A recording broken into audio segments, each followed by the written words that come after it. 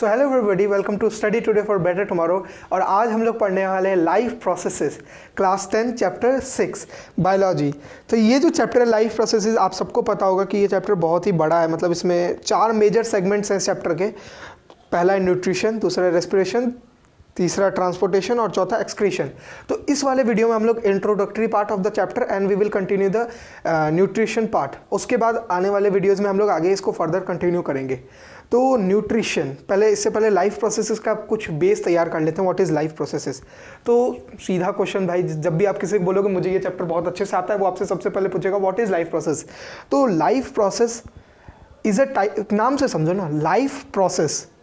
Life process मतलब ऐसी processes जो लाइफ के लिए एसेंशियल्स हैं, यानी कि जितने भी लिविंग ऑर्गेनिजम्स हैं वो इन सारी प्रोसेसेस को परफॉर्म करते हैं।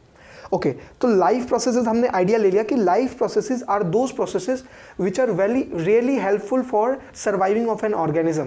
मतलब कि कोई भी ऑर्गेनिज्म को सर्वाइव करने के लिए ये कुछ प्रोसेसेस हैं जिनको शो करना बहुत ज़रूरी है उनके सर्वाइवल के लिए। तो इनके मतलब पांच लाइफ प्रोसेसेस हैं, 6 हैं टोटल। तो इस क्लास में हम 5 लाइफ प्रोसेसेस पढ़ेंगे, मतलब इस 10th क्लास में पूरी। फर्स्ट होगा nutrition, respiration, excretion and transportation and reproduction. Reproduction एक अलग चैप्टर है, वो हम लोग इसके बाद जस्ट ये चैप्टर खत्म करने के बाद हम लोग वही पढ़ेंगे। तो सबसे पहले इस वीडियो में हम लोग बात करने वाले न्यूट्रिशन की। सो न्यूट्रिशन में इसमें हम बात करने वाले वेरियस टाइप्स ऑफ न्यूट्रिशन। ठीक है, तो चलिए मतलब न्यूट्रिशन पार्ट को स्टार्ट करते हैं। तो सबसे पहले what is nutrition and what is nutrients. Class 7th, मतलब हमने न्यूट्रिशन पहले 7th में ही पढ़ रखा है। तो एक सवाल उठता है, what is nutrition and nutrients. बच्चों को कंफ्यूजन होता है, न्यूट्रिशन क्या होता है, न्यूट्रिएंट्स क्या होते हैं। Nutrition is way of taking food, मतलब आप किसी खाने को कैसे कंज्यूम कर रहे हो, ये होता है न्यूट्रिशन। और खाने के कंपोनेंट्स होते हैं न्यूट्रिएंट्स। मुझे लगता है ये आपको क्लियर होगा और ये बहुत ज़रूरी है। बहुत अजीब बच्चे हैं, न्यूट्रिशन की जगह न्यूट्रिएंट की डेफिनेशन लिख के आ जाते हैं, तो ये क्लियर रहना चाहिए। अब इसमें हम लोगों ने पुरानी क्लासेस में पढ़ा है कितने तरह के न्यूट्रिशंस होते हैं, कितने मोड के होते हैं। पिछले क्लासेस में हमने पढ़े थे 2 तरह के होते हैं, एक होता है ऑटोट्रॉफिक मोड ऑफ न्यूट्रिशन और एक होता है heterotrophic mode of nutrition.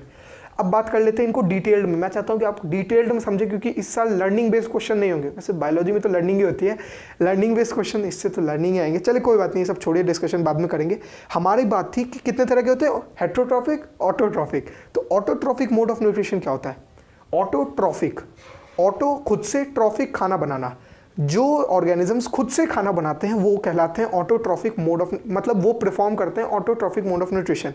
Example plants, सही बोला, green plants are the examples of autotrophic mode of nutrition. अब green plants autotrophic mode of nutrition के पार्ट हैं, ये हमने बहुत पहले पढ़ा है। पर ग्रीन प्लांट्स इस काम को करते कैसे हैं? फोटोसिंथेसिस से करते हैं, लेकिन कैसे करते हैं, इस सवाल का जवाब 10th क्लास की बुक ने हमें दे दिया है। तो अब हम लोग यही जानेंगे। सो ऑटोट्रॉफिक मोड ऑफ न्यूट्रिशन तो आप समझ चुके होंगे। अब हम लोग जानेंगे फोटोसिंथेसिस क्या होता है। देखिए स्टेप्स में होता है। सबसे पहले absorption of green light by chlorophyll. होता क्या है कि जो सन है, इससे यूवी रेज आई या लाइट रेज आई, ये लाइट रेज जो लीव्स होती है प्लांट की, उनके द्वारा अब्जॉर्ब कर लिया जाता है। किस पिगमेंट के कारण? क्लोरोफिल के कारण। यस, इस क्लोरोफिल जो होता है ये हमारी लाइट को अब्जॉर्ब कर लेता है। लाइट को अब्जॉर्ब करता है, इसका मतलब क्या है ये अभी अगले पॉइंट में समझ आएगा। Conversion of light energy to chemical energy and splitting water molecules into hydrogen and oxygen. देखिए होता क्या है, लीव्स जो है, लीव्स के अंदर क्लोरोप्लास्ट होता है। क्लोरोप्लास्ट में एक पार्ट है, उस पार्ट के अंदर वाटर का मॉलिक्यूल है एक। सनलाइट आई, क्लोरोफिल है। क्लोरोफिल कहाँ होता है? क्लोरोप्लास्ट में। तो मतलब क्लोरोफिल में जैसे ही वो सनलाइट आई, उस सनलाइट के एक प्रेजेंस, सनलाइट की एनर्जी के कारण, जो वाटर मॉलिक्यूल था H2O, वो ब्रेक डाउन हो जाता है into H2 and O2 molecules. ये बात आपको अच्छे से क्लियर हो जानी चाहिए कि लाइट एनर्जी जो थी वो अंदर आने के बाद केमिकल एनर्जी में कन्वर्ट हो गई। अब क्या होता है कि जो कार्बन था, मतलब जो हाइड्रोजन बना और कार्बन, ऑक्सीजन बना और कार्बन डाइऑक्साइड कहाँ से लेते हैं? लीव्स, टोमेटा से आता है। ऑक्सीजन जो था, मतलब जो कार्बन डाइऑक्साइड जो था, उसका रिडक्शन हो जाता है। रिडक्शन फर्स्ट चैप्टर पे लॉजिक हमारी फर्स्ट चैप्टर में हमने पढ़ा था। रिडक्शन रिएक्शन क्या होता है? हाँ सही बोला, addition of oxygen, addition of hydrogen. तो होता क्या है, इस कार्बन डाइऑक्साइड की रिएक्शन किसके साथ हो जाती है? हाइड्रोजन के साथ। और क्या बनता है? बोलो, सही बोला, क्या बनता है हमारा, क्या बनता है? बोलो, मैं भी भूल गया। नहीं, कार्बोहाइड्रेट बनता है। हाँ, तो मतलब हमने समझ लिया कि कार्बोहाइड्रेट कैसे फॉर्म हो। अब ये जो कार्बोहाइड्रेट फॉर्म हो, ये तो हमने रख लिया, प्लांट अपने काम में लाएगा। मतलब स्टोरेज के फॉर्म में अपने पास स्टोर रखता है लीव्स में। बाकी क्या क्या बना, ऑक्सीजन बना और वाटर बना। तो ऑक्सीजन जो है वो स्टोमेटा से फिर से रिलीज हो जाता है और जो वाटर बचा है वो प्लांट खुद कंज्यूम कर लेता है। तो मुझे लगता है कि फोटोसिंथेसिस आपको पूरी तरीके से क्लियर हो जाना चाहिए। यहाँ पे स्टोमेटा का डायग्राम आपको दिख रहा होगा। तो जो स्टोमेटा होता है इसके बारे में भी थोड़ा पढ़ लेते हैं। स्टोमेटा का काम क्या होता है, 7th क्लास में मैंने इसको रटा था, आज फिर बोलूँगा। Stomata are small tiny pores present on the surface of leaves which help in exchange of gases and it also helps in the process of transpiration. क्या बोल दिया इंग्लिश में, बताओ तो सही मतलब। तो stomata are small tiny pores, छोटे छोटे छेद होते हैं present on the surface of plant के सरफेस पे प्रेजेंट होते हैं। जनरली लीफ पे भी होते हैं, लेकिन 7th क्लास में बताया गया था कि पूरे प्लांट में होते हैं। तो ये जो होते हैं स्टोमेटा, ये 2 गार्ड सेल से सराउंडेड होते हैं। तो जब ऑक्सीजन, तो ये खुल बंद होते रहते हैं, मतलब जब टाइम आता है जैसा। तो इनका काम, मेन काम होता है गैसेस का एक्सचेंज, मतलब कार्बन डाइऑक्साइड लेना, ऑक्सीजन लेना, ये सब काम होता है। और ट्रांसपिरेशन प्रोसेस, तो ये मुझे लगता है आपको स्टोमेटा भी समझ आ गया होगा। और अगर ये भी समझ आ गया तब तो बहुत जिंगल लाइफ जिंगल हाला।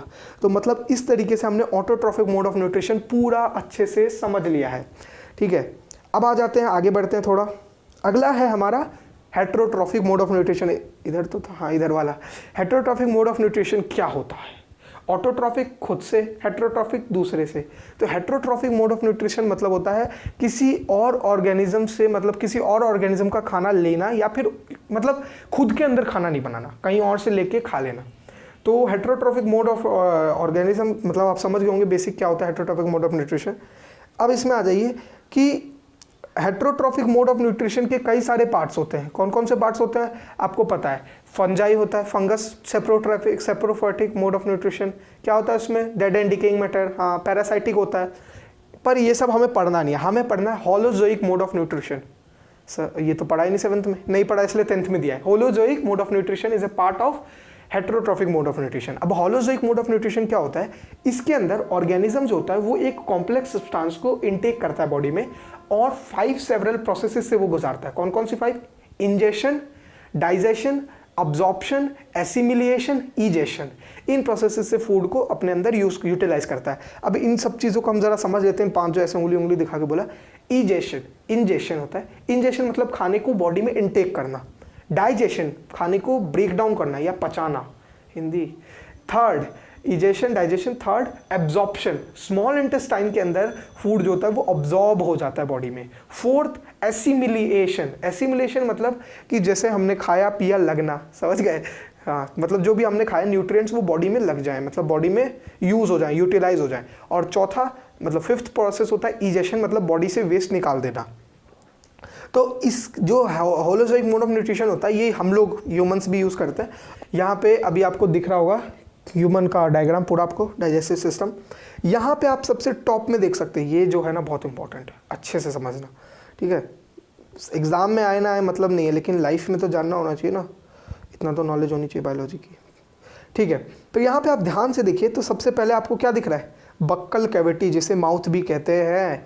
यहाँ बक्कल कैविटी में कितने चीज़ हैं? 3 चीज़ें, teeth, tongues and lips. Lips का काम उतना नहीं है, टीथ एंड टंग का मेन काम है। टंग का काम क्या होता है? सलाइवा को, और सलिवरी ग्लैंड भी होता है, सलाइवा को फूड के साथ अच्छे से मिक्स करना टंग का काम है। एक बहुत मोटी मसल है, ये बहुत ताकतवर मसल है। टीथ का काम क्या होता है? खाने को क्रिस्प करके छोटे छोटे पार्ट्स में तोड़ देना। अब आ जाइए सलीवा पे बात करते हैं। सलीवा जो होता है वो सलिवरी ग्लैंड से सेक्रेट होता है। सलिवरी ग्लैंड में ये सलिवरी ग्लैंड मतलब सलिवरी ग्लैंड से सेक्रेट होता है। सलीवा के अंदर एक टाइप का एंजाइम पाया जाता है जिसे कहा जाता है सलिवरी अमाइलेज। ये जो सलिवरी अमाइलेज होता है ये स्टार्च को माउथ में ही डाइजेस्ट करना शुरू कर देता है। मतलब आपने जब एक रोटी खाई या चावल खाया तो you know it is a complex carbohydrate form. तो जब आप इसे खाते हो तो हमारा सलीवा जब इसमें मिलता है तो ये उसको डाइजेशन माउथ में स्टार्ट हो जाता है। फिर जब ये डाइजेशन माउथ में स्टार्ट हुआ तो सलाइवा जो था वो खाना पूरा हमारे थ्रोट से एक पाइप के द्वारा हमारे स्टमक तक पहुंचता है। और उस पाइप को क्या कहा जाता है? ईसोफेगस। स्पेलिंग ओ से स्टार्ट होते हैं इसलिए इसको कई लोग स्पेलिंग गलत ना हो इसलिए ऑइसोफेगस बोलते हैं। जब फूड स्टमक में पहुंचता है, यहाँ पे इधर ऐसे यहाँ पे एक स्टमक है, इस स्टमक के अंदर जब फूड पहुंचता है तो स्टमक के अंदर गैस्ट्रिक ग्लैंड्स उसका स्वागत करते हैं। स्टमक की जो वॉल होती है ना उसमें गैस्ट्रिक ग्लैंड्स बने होते हैं, छोटे छोटे ग्लैंड्स बने होते हैं, उन्हें गैस्ट्रिक ग्लैंड्स कहा जाता है। इन गैस्ट्रिक ग्लैंड से HCl हाइड्रोक्लोरिक एसिड रिलीज होता है। और म्यूकस रिलीज होता है। अब क्वेश्चन होता है सर हाइड्रोक्लोरिक एसिड क्यों रिलीज होता है? इसका मेन काम होता है, सबसे पहला काम होता है कि फूड के अंदर जितने भी बैक्टीरिया होते हैं इनको ये मार डालता है। दूसरा काम क्या होता है कि स्टमक की गैस्ट्रिक ग्लैंड से पेप्सिन नाम का एक केमिकल भी रिलीज होता है। ये पेप्सिन प्रोटीन को डाइजेस्ट करता है। तो पेप्सिन तभी वर्क करता है जब वो एसिडिक नेचर में वर्क करता है, इसलिए मतलब एसिड का निकलना, HCl का निकलना इसलिए भी ज़रूरी है ताकि ये पेप्सिन जो है वो वर्क कर सके। और इसके साथ म्यूकस भी निकलता है जो कि स्टमक की वॉल को बचाता है एसिड के हार्मफुल इफेक्ट से।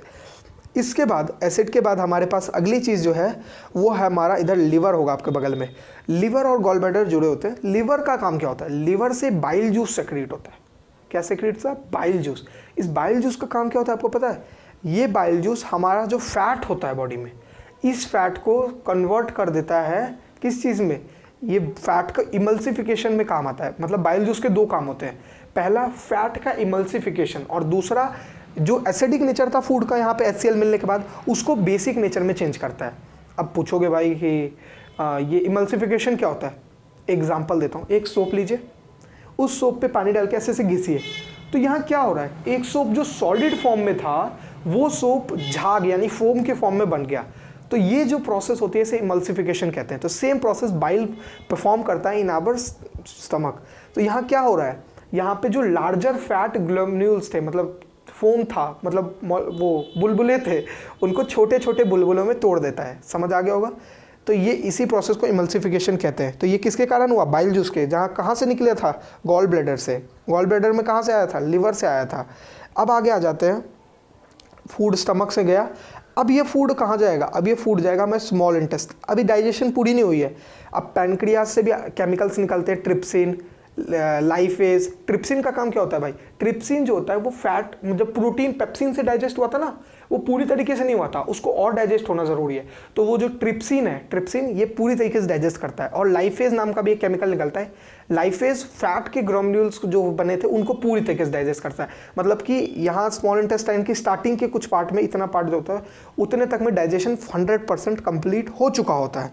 फिर ये जो फूड है ये हमारे स्मॉल इंटेस्टाइन में आगे बढ़ता है और स्मॉल इंटेस्टाइन में फिंगर लाइक स्ट्रक्चर्स प्रेजेंट होते हैं, हाईली वेस्कुलराइज्ड, मतलब खून बहुत तेजी से भर रहा होता है, जो कि एब्जॉर्प्शन एरिया ऑफ न्यूट्रिएंट्स को बढ़ाते हैं और यहाँ पे फूड का एब्जॉर्प्शन होता है। इन्हें विलाइज कहा जाता है, VILLI। यहाँ पे फूड एब्जॉर्ब हुआ, फिर ये फूड स्मॉल इंटेस्टाइन से चला जाता है लार्ज इंटेस्टाइन में, और लार्ज इंटेस्टाइन में जितना भी वाटर बचा है वो सब एब्जॉर्ब हो जाता है और फिर लार्ज इंटेस्टाइन से हमारे रेक्टम में आता है और रेक्टम के बाद एनस से बाहर चला जाता है और हमारा खाना पूरा हो जाता है। लेकिन अब ये देखो, न्यूट्रिशन हमने पूरा कंप्लीट कर लिया, लेकिन ह्यूमन के अंदर क्या क्या मतलब वो हुए, जितने भी होलोजोइक मोड ऑफ न्यूट्रिशन के प्रोसेसेस थे वो कैसे हुई वो मैं बताता हूँ। माउथ में खाना इंटेक किया, इंजेक्शन, माउथ से ही डाइजेशन शुरू हो गया, बॉडी में गया, स्मॉल इंटेस्टाइन में एब्जॉर्प्शन, फिर वो रिलीज में ना ब्लड फ्लो हो रहा होता है, तो वो ब्लड उन फूड के मॉलिक्यूल्स को ले जाता है और पूरे बॉडी में लगाता है। तो यहाँ हो गया एसिमिलेशन। उसके बाद हमारे एनस से वो फूड बाहर आ जाता है, क्या हो गया? इजेशन। इजेक्शन, इजेक्ट होना होता है ना, इजेक्ट मतलब निकलना, तो वही इजेशन, इंजेक्शन, इनटेक। तो ये याद करना थोड़ा इंपॉर्टेंट है। हमने ये चैप्टर मतलब फर्स्ट पार्ट जो था इस चैप्टर का न्यूट्रिशन वो कंप्लीट कर लिया। होप यू मतलब फाइंड दिस वीडियो फ्रूटफुल, और आपको इस वीडियो के मतलब पूरी सीरीज़ जो हमारा चैप्टर खत्म होगा उसके एंड में मैं आपको इसके इंपॉर्टेंट क्वेश्चंस भी प्रोवाइड करूँगा और एक फ्लो चार्ट भी प्रोवाइड करूँगा, ताकि जब आप चैप्टर रिवाइज करने बैठे तो आपको एक चीज़ मिल जाए। तो thank you for watching the video, please do subscribe my channel and like the video, ताकि हम लोग आगे भी कंटिन्यू कर सकें। और अगला हम लोग वीडियो जो है वो है रेस्पिरेशन पे, और रेस्पिरेशन को भी इसी वे में समझाऊंगा। आपको कोई दिक्कत लग रही है, कुछ अच्छा लग रहा है तो वो प्लीज़ कमेंट में करें। Thank you for watching this video.